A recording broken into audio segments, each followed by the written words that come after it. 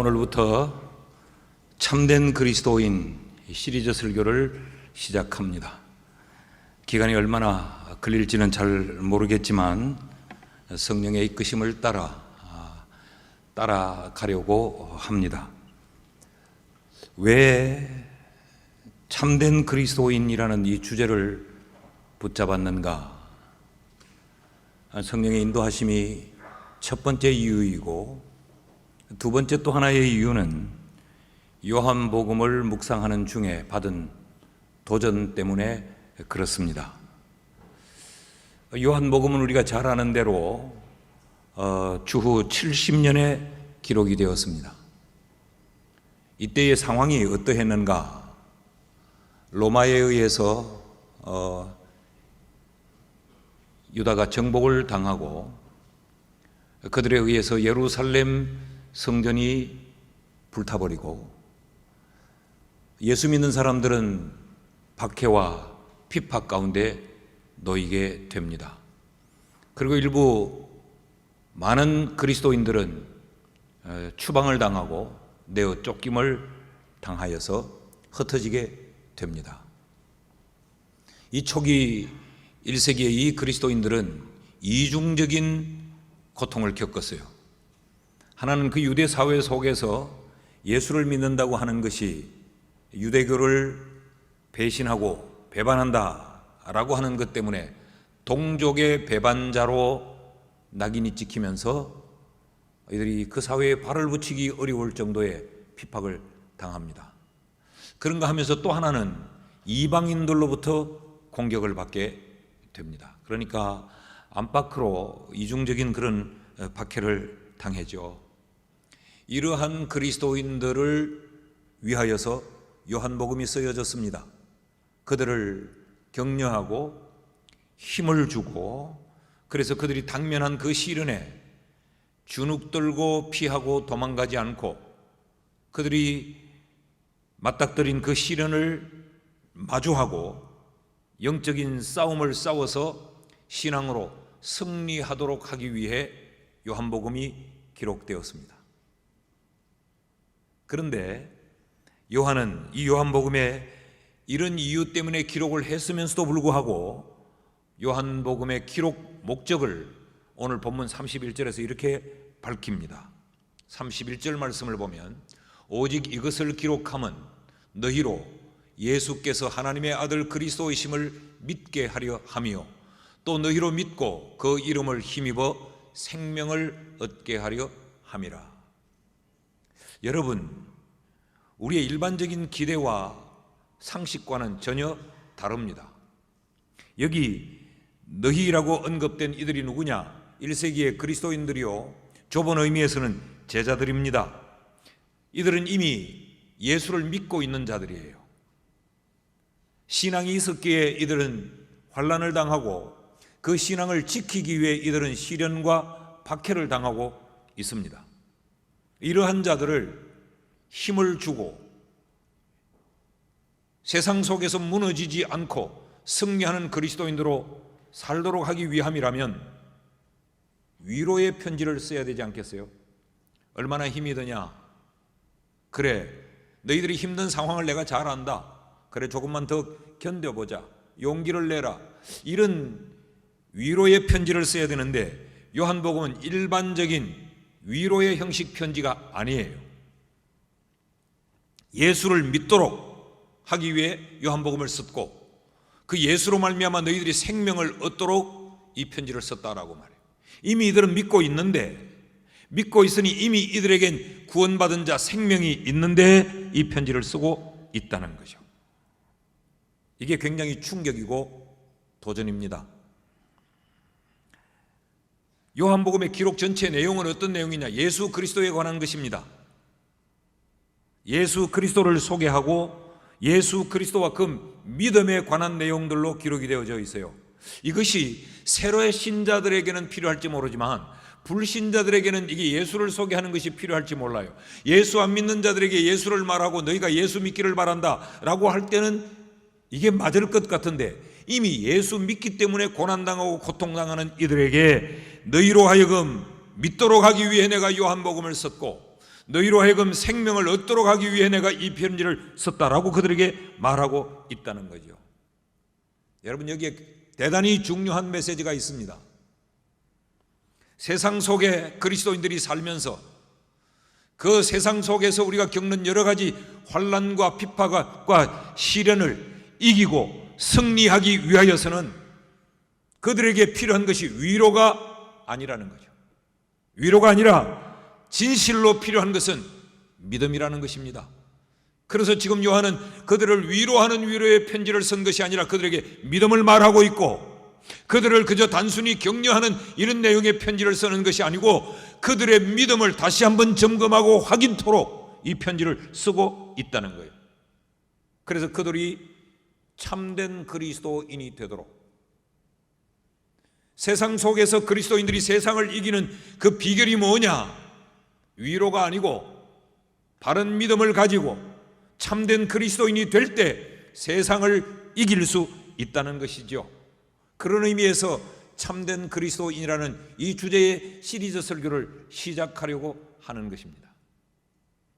오늘날 우리는 힘든 세상을 살면서 우리가 바라는 것이 뭐냐? 교회에 와서 많은 위로를 받기 바라요. 목회자의 설교가 늘 우리를 위로하는 설교로, 그래서 늘 위로받고 힐링하고.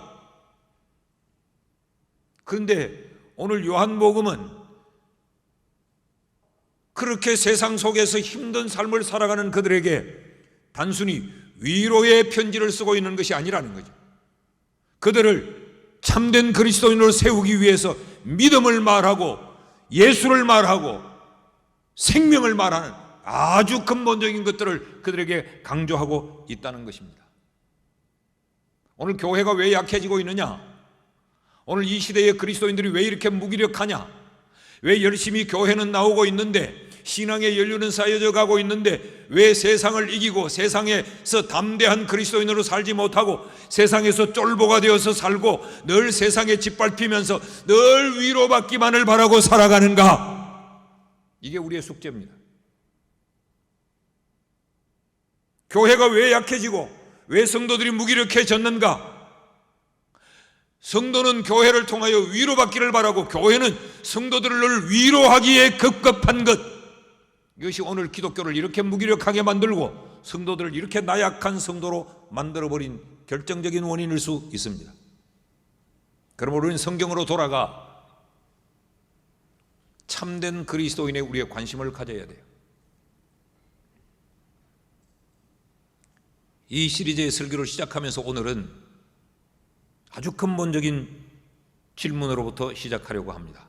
31절 말씀을 다시 보면, 오직 이 요한복음을 세상에서 힘들고 어렵게 사는 너희들을 위하여 내가 기록했는데, 이 기록함은 너희로 예수께서 하나님의 아들이요 그리스도이심을 믿게 하려 하며, 또 너희로 예수를 믿을 뿐만 아니라 그 이름을 힘입어 생명을 얻게 하려 함이라.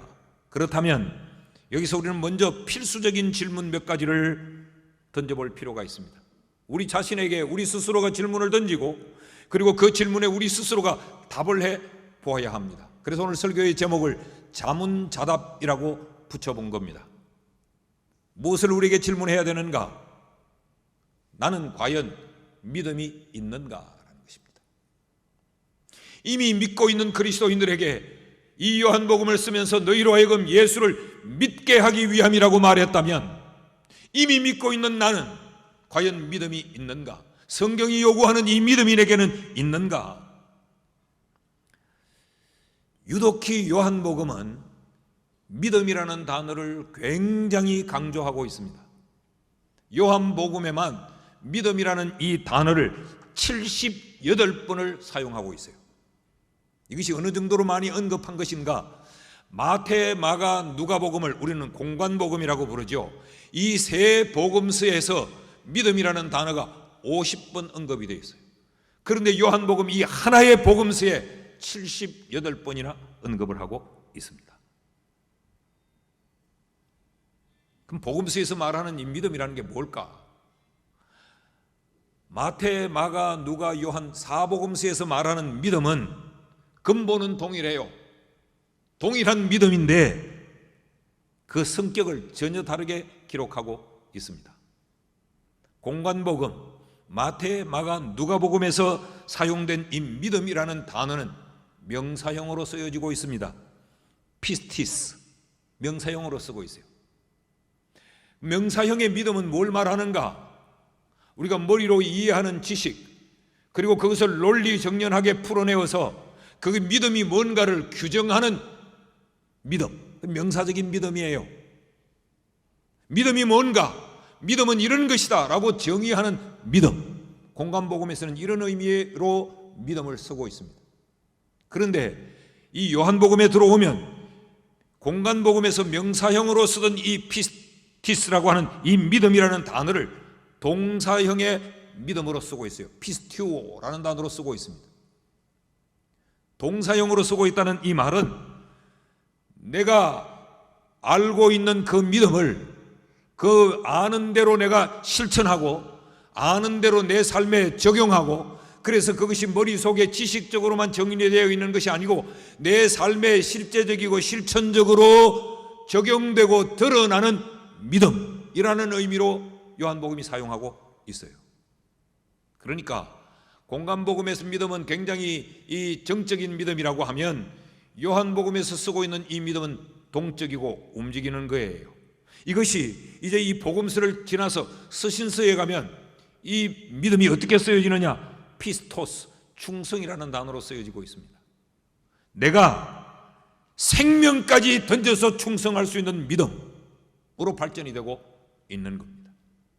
오늘 우리가 읽었던 이 본문 31절에서 너희가 예수를 믿도록 하고 라고 여기 언급된 이 믿음은 어떤 믿음이냐? 이 머리로 이해하는 지식적인 믿음, 머리로 인식하고 있는 믿음에 대한 정의를 말하는 이 피스티스가 아니에요.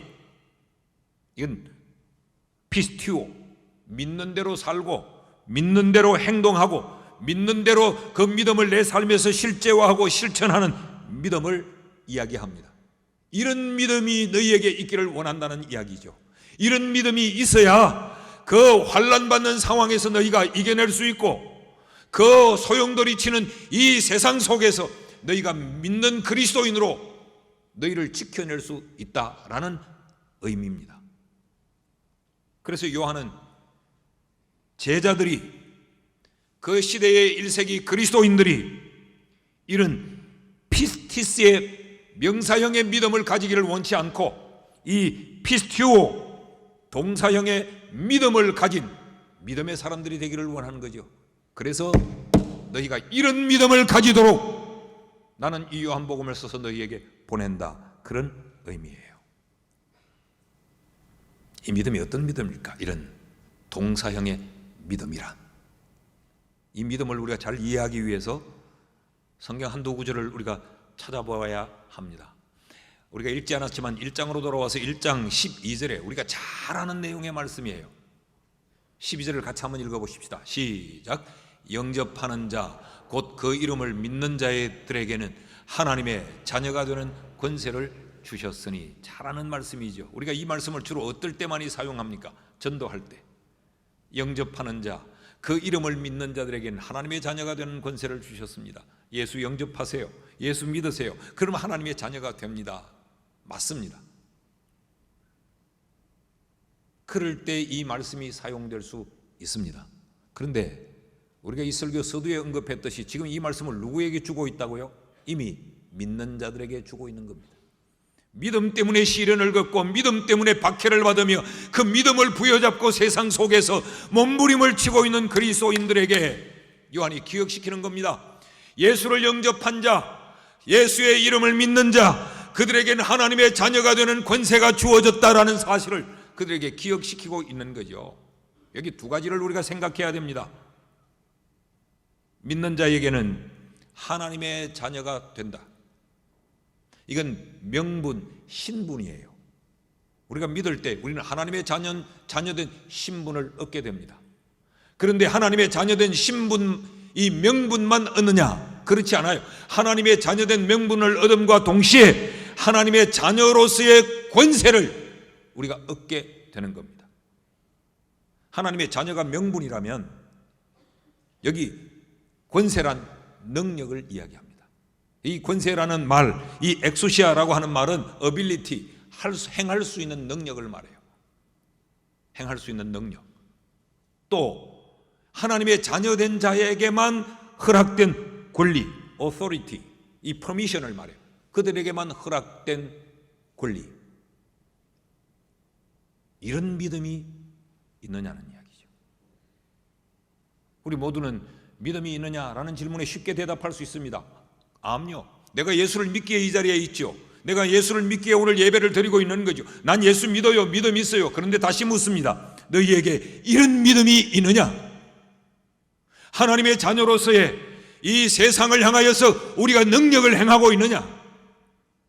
하나님의 자녀된 자만이 누릴 수 있는 이 권리가 우리의 삶의 현장에서 실천되고 실제화되고 있느냐라는 것이죠. 그러니까 믿음은 하나님의 자녀라고 하는 명분을 얻을 뿐만 아니라 하나님의 자녀된 자가 누릴 수 있는 권리와 하나님의 자녀된 자가 행할 수 있는 그 능력을 드러내는 이런 실질적이고 아주 실천적인 그것이 오늘 성경이 말하는 믿음이라는 겁니다.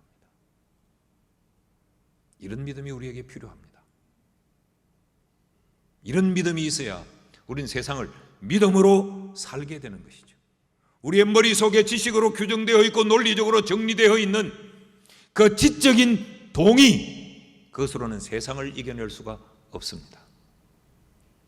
교회 출석하지 않는 여러분의 남편도 예수가 누군지 알아요.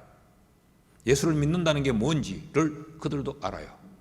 그러나 그들에게 이 능력이 실행되고 있지 않습니다. 다시 말하면 명분만 그리스도인이 있고 참된 그리스도인이 있다는 것이죠.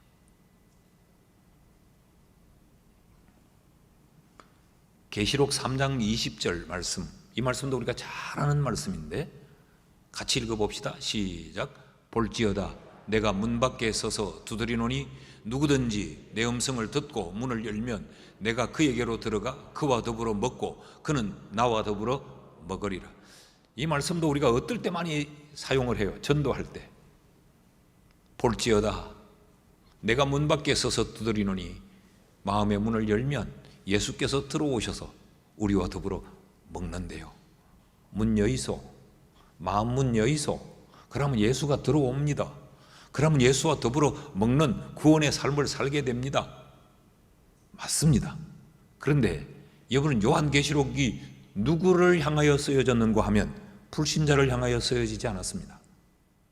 1세기에 고난받고 핍박받던 그리스도인들, 그래서 그들이 순교의 현장에 내던져지던 박해받는 그 그리스도인들을 승리하는 그리스도인이 되도록, 세상을 이기는 그리스도인이 되도록 그들에게 준 말씀이에요. 그들에게 말합니다. 볼지어다 누구든지 문을 열면 주님이 들어와 우리와 더불어 먹는다. 여기 먹으리라, 이 먹는다라고 하는 이 말, 이 데이프네오라고 하는 이 말은 잘 차려진 최고의 정찬, 만찬을 이야기해요.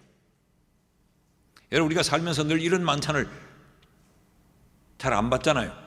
사는데 바쁜데 그저 뭐 김치 하나 내고 된장 하나 끓이면 그냥 후딱 먹고 출근하고 또 한 끼 때웠다. 우리가 보통 이렇게 살다가 생일을 맞이하든지 어떤 특별할 때가 되면 잘 차려진 이런 정찬을 우리가 대할 때가 있잖아요.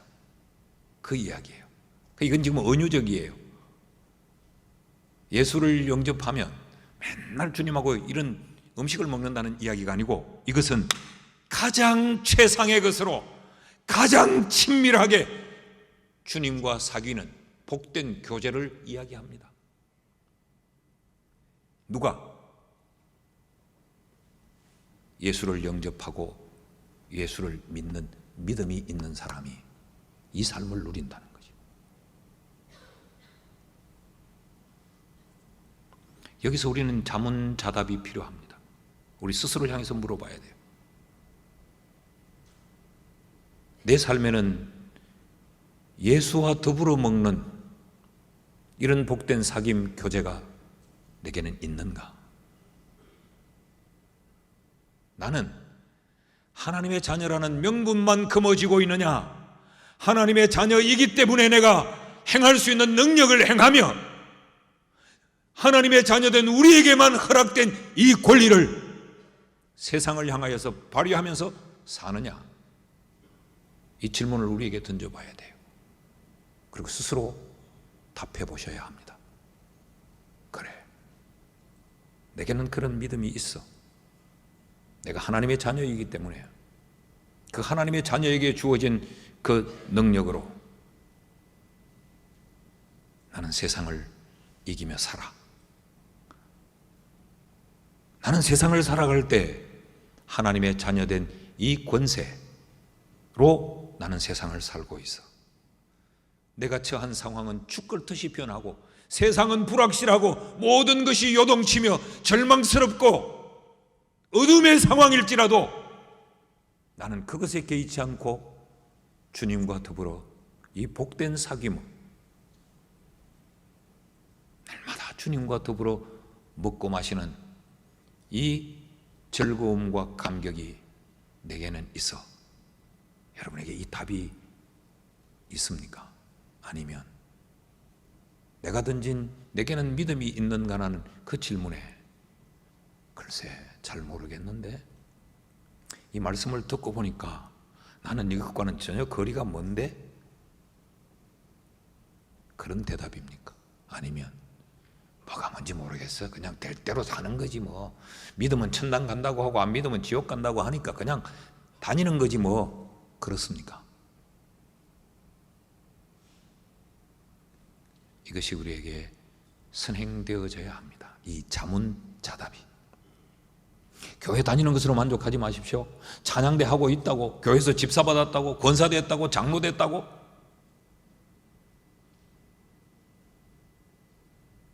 둘째로 우리가 두 번째 던져야 될 질문은 나는 과연 생명이 있는가?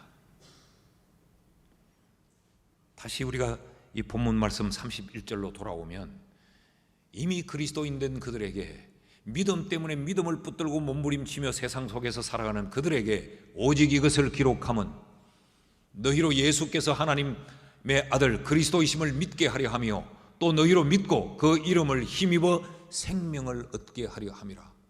이미 그리스도인 된 그들에게 생명을 얻도록 하기 위해 이 요한복음을 썼다고 한다면 이미 믿고 있는 내게 생명이 있는가?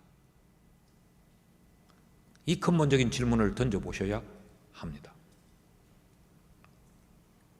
여기 말하는 생명이 뭔가? 그럼 생명, 이거는 육신의 생명과는 다른 생명이에요.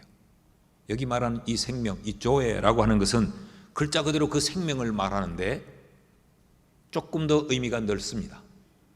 그 생명으로 말미암아 그 생명이 활동하는 바이탈리티, 생명력을 포함하고 있어요. 이런 생명이 있느냐라는 이야기죠. 여러분, 생명은 생명으로만 존재할 수 없어요. 생명은 반드시 그 생명으로 말미암는 힘이 드러나게 되어 있습니다. 이제 다음 주간부터 또 견디기 어려운 폭염이 시작된답니다. 지금까지 겪었던 여름은 아무것도 아닌가 봐요. 이제 장마가 끝나고 본격적인 폭염이 온다고 하는데 아무리 더워봤자 한두 달이면 지나갑니다. 온통 이 푸르른 녹음이 우거져 있잖아요. 근데 이게 한 두어 달 지나면 옅어지고 색이 바래고 그러면 떨어져 낙엽이 되고 그러다가 연말쯤 되면 앙상한 가지만 남게 됩니다. 그럴 때를 보면 꼭 죽은 것 같아요. 그래도 그 나무 가지 끝을 이렇게 뚝 꺾어보면 바닥바닥하고 부러집니다. 눈에는 그렇게 보여지지만 그 뿌리는 생명을 품고 있습니다. 생명이 있어요. 그런데 그 뿌리에 담겨진 이 생명은 생명으로만 존재하지 않습니다. 그 생명은 그 생명으로 말미암는 힘을 드러냅니다. 봄이 되면 바짝 말라 죽어버린 것 같은 그 나뭇가지에 움이 돋습니다. 신기하리만큼 그 움에서 잎을 피우고 꽃을 피우고 열매를 맺고 지금 우리가 보고 있는 이런 짙은 녹음을 만들어냅니다. 생명이 있기 때문에 그래요. 결코 생명은 그 생명으로만 뿌리에 머물러 있지 않습니다. 반드시 그 생명력은 활력으로 드러나게 되어 있습니다. 지금 이 이야기를 우리에게 하고 있는 거예요. 너에게 이런 생명을 얻게 하려 함이라. 우리에게 이런 생명이 있는지 우리 자신을 향해서 한번 물어보셔야 합니다.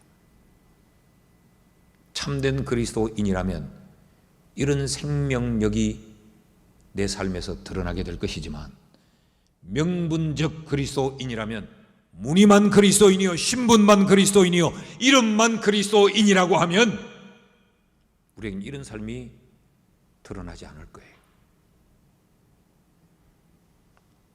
이 생명은 그럼 어디로부터 오는가? 이 생명은 어떻게 주어지는가? 아버지로부터, 어머니로부터 육신의 혈통으로 오는 것이 아니고 하나님으로부터 온다고 했어요.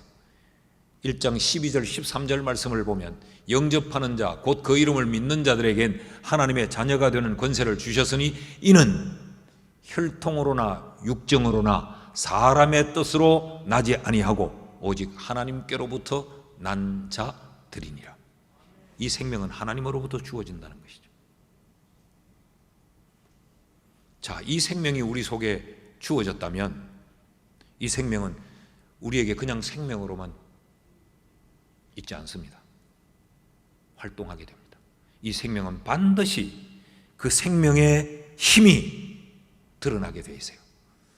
하나님께로부터 난 자, 하나님으로부터 이 생명을 얻은 자, 이 생명에 있는 자의 그 특성이 뭔가? 그럼 어떤 결과, 어떤 영향이 드러나게 되는가? 요한일서 5장 4절에는 똑같은 내용의 말씀을 이렇게 기록했어요.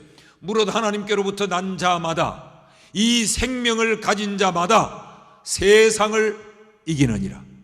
세상을 이기는 승리는 이것이니 우리의 믿음이니라.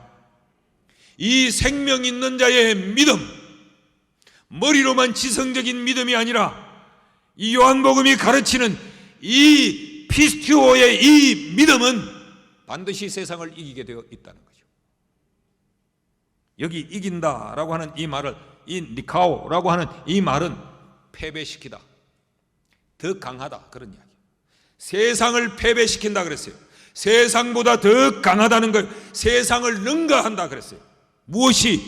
이 믿음이, 하나님으로부터 우리에게 주어진 이 생명이, 이 생명의 역사가 세상을 패배시키고 세상보다 더 강하다는 거죠. 그래서 성경은 우리에게 믿음을 가진 자들을 향하여서 말할 때마다 신약, 구약을 막론하고 성경 66권 전체가 두려워 말라고 명령합니다. 그 이유가 뭐냐? 생명이 있기 때문에, 세상을 이기는 생명이 있기 때문에. 참된 그리스도인은 세상에 이끌리고 세상에서 쫄보가 되고 세상을 두려워하고 세상의 눈치를 보고 세상에 비굴하게 줄을 서는 자가 아니라 세상을 패배시키고 세상을 능가하는 삶을 살기에 두려워 말라라고 말해요. 그래서 세상은 우리에게 담대하라고 말합니다. 그래서 세상은 우리에게 세상을 정복하라고 말합니다. 그래서 성경은 우리에게 세상을 두려워하지 말고 믿으라 라고 말해요. 그래서 성경은 우리에게 찬송할 것을 말하고 감사할 것을 말하고 기도할 것을 말합니다. 왠지 아십니까? 우리에게 이런 생명이 있기 때문에, 우리에게 이런 믿음이 있다면 세상을 이긴다는 거죠. 자, 여기서 또 우리 자신을 향해서 자문해 봅시다. 나의 일상은 세상을 이기는 일상인가, 아니면 늘 세상에게 정복당하고 패배하는 일상인가? 그래서 늘 죽을 마시고, 그래서 늘 한숨이고, 그래서 늘 절망이고 낙심이고, 세상 사는 것이 죽지 못해 사는 것이고, 얼굴에는 늘 수심이 가득하고 다 긴장을 해서 발톱을 칵 세우고 사는 거예요. 조금만 뭘 하면 그저 공격해버리고, 조금만 어떻게 하면 아주 도전적이 돼. 이런 삶을 사는가? 아니면 늘 세상 앞에 여유 있는 자로 세상을 이기며 세상을 내 앞에서 패배시키고 그 세상을 능가할 수 있는 자들로 살고 있는가? 다 자신을 향해서 물어봐야 돼요. 그리고 그 질문에 스스로 답해 보셔야 됩니다. 어떻게 살고 있는지.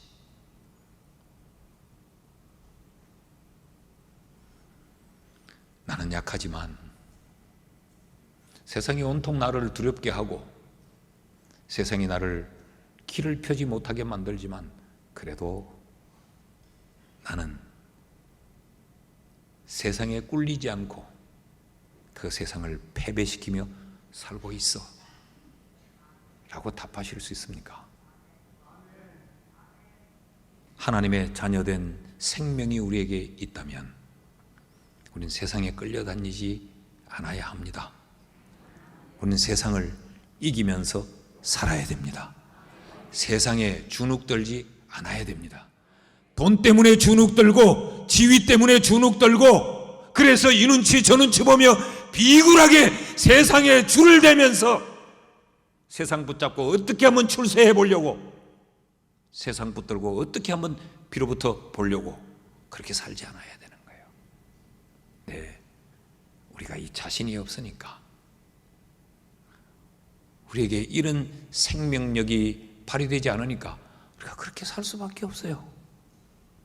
그래서 참된 그리스도인이라고 하는 것, 굉장히 쉬운 단어요. 익숙한 표현이지만 가볍게 놓치지 않고 우리가 다시 붙들어야 합니다.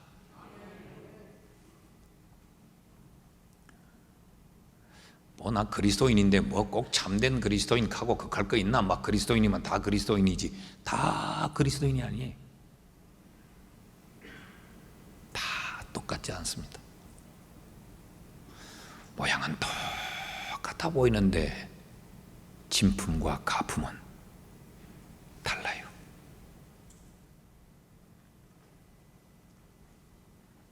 셋째로 우리에게 또 하나의 우리 스스로 자문해 보아야 될 것이 있습니다.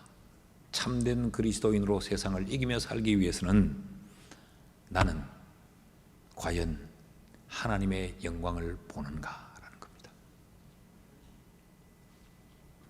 내 삶에서 우리는 뭘 보고 뭘 느끼고 뭘 경험하면서 사는가?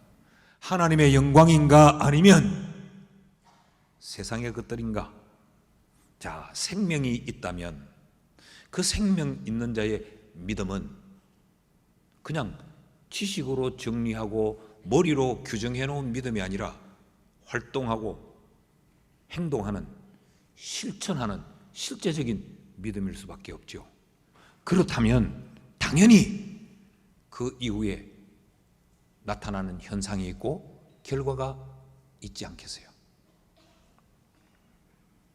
그것이 영광을 보는 겁니다. 14절 말씀, 1장 14절 말씀을 보면 말씀이 육신이 되어 우리 가운데 거하심에 우리가 그의 영광을 보니 아버지의 독생자의 영광이요 은혜와 진리가 충만하더라.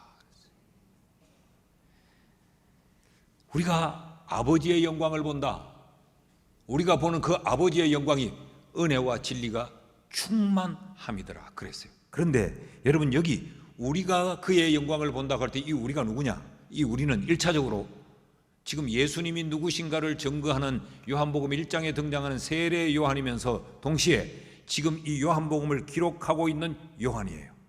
우리는 그의 영광을 본다 그랬어요. 그런데 이 말씀이 무엇과 연결이 되어 있느냐? 이 1장 14절이 1장 12절과 13절과 연결이 되어 14절이 연결되어 있습니다. 그럼 12절 말씀은 뭐예요? 우리가 아까 본 말씀이죠. 12절 말씀은 영접하는 자, 곧 그 이름을 믿는 자들에게 하나님의 자녀가 되는 권세를 주셨으니 이 말씀과 연결이 되어 있어요. 하나님의 자녀가 된 자와 연결이 되어 있단 말이에요. 하나님의 자녀가 된 자, 그 말씀이 13절과 연결이 되어 있어요. 이는 13절 말씀을 보면 혈통으로나 육정으로나 사람의 뜻으로 나지 않고 하나님께로부터 난 자들이다. 이 하나님의 자녀는 하나님으로부터 나게 되어 있다. 이 하나님께로부터 난 자는 어떠하냐? 그게 14절 말씀이에요. 14절 말씀을 띄워주시면, 말씀이 육신이 되어 우리 가운데 거하심에 우리가 그의 영광을 보니. 그러니까 결국 생명이 있는 자, 믿음을 가진 자, 그들은 하나님의 영광을 보게 된다는 거예요. 요한복음 11장에 가보면 나사로의 죽음 사건이 기록되어 있어요. 열심히 예수님을 따라다녔던 마리아, 마르다, 나사로, 그들 가정에 죽음이라는 것이 찾아옵니다. 그러자 이들이 믿음의 뿌리가 흔들립니다. 갈등이 막 일어나요. 이제껏 우리가 예수하고 같이 지났는데, 이제껏 우리가 예수를 믿었는데, 우리가 얼마나 예수를 잘 섬겼는데 우리 집에 이런 일이 일어나다니. 자, 그런데 그렇게 우리와 친밀했던 그 주님은 도대체 뭐하냐? 사람을 보내서 기별을 했는데도 와서 도와주지 않는다. 그 말은 우리가 바꾸면 이렇게 바꿀 수 있겠죠. 우리가 그렇게 애타게 부르짖어 기도했는데도 아무런 응답이 없다. 그래서 나사로가 죽었다. 이들이 한순간에 이들의 믿음이 허둥대고 갈팡질팡을 합니다. 그럴 때 주님이 오셔서 그들에게 하신 말씀이 요한복음 11장 40절이에요. 예수께서 이르시되 내 말이 네가 믿으면 하나님의 영광을 보리라 하지 아니하였느냐. 믿으면 영광을 본다는 거예요. 반드시. 여러분, 죽은 자는 못 보지만 생명 있는 자, 믿음 있는 자는 본다는 거예요. 근데 이 보는 하나님의 영광이 뭐냐? 하나님의 영광. 이 영광 우리가 많이 사용하죠. 영광이라는 단어를 늘 하나님의 영광 받으소서, 하나님의 영광, 영광, 영광 많이 사용하죠. 요한복음에 25번 이 영광이라는 단어를 쓰고 있어요.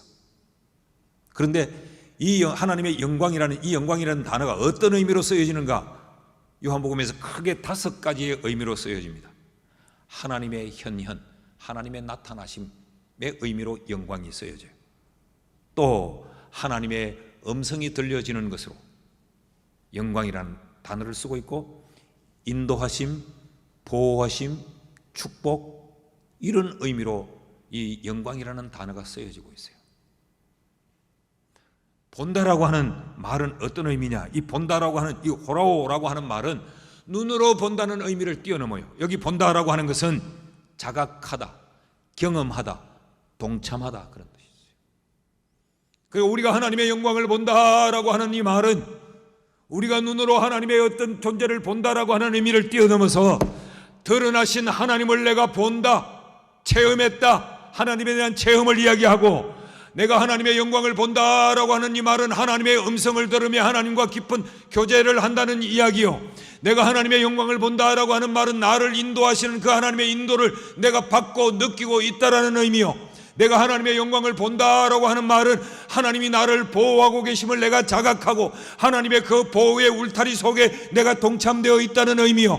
내가 하나님의 영광을 본다라고 하는 말은 하나님의 그 축복을 내가 받아 누리고 경험하며 그 축복 속에 내가 뛰어들어 있다라고 하는 의미란 말이죠. 누가 이런 하나님의 영광을 보느냐? 믿음이 있는 자. 누가 이런 하나님의 영광을 보느냐? 생명이 있는 자. 쉬운 말로 바꿀까요? 이런 하나님의 영광을 보는 자가 참된 그리스도인이요. 그리스도인이면서도 이런 하나님의 영광과 전혀 상관이 없는 일상의 이 종교 생활을 하고 있다면 그는 명목상 그리스도인이라는 이야기입니다. 하나님의 자녀된 명분을 얻었을지 모르지만 그 자녀로서의 권세가 그에게서 작동되고 있지 않다는 거죠. 이건 안타까움입니다. 이건 슬픔이요. 이건 불행이요. 비극입니다. 여러분, 우리에게 이런 삶이 있습니까? 지난 한 주간, 지난 한 달, 아니 지난 7개월 우리가 살면서 하나님의 영광을 보면서 살았습니까? 아니면 저 세상만 보면서 살았습니까? 아니, 무엇만 우리에게 보여졌습니까? 이 하나님의 영광이 우리에게 경험이 되고 이 하나님의 영광에 우리가 동참된 삶을 살았습니까? 아니면 그저 늘 머리로 지식으로 알고 있는 그것으로 우리가 보는 것은 늘 세상이요, 우리가 보는 것은 세상의 두려움이요, 우리가 보는 것은 세상의 절망이요. 우리는 어떤 삶을 살았습니까? 여기서 스스로 자신에게 자문해 보십시오. 나는 하나님의 영광을 보는가? 나는 하나님의 영광을 보는 그리스도인인가? 그렇지 않고 나는 명분만 그리스도인인가?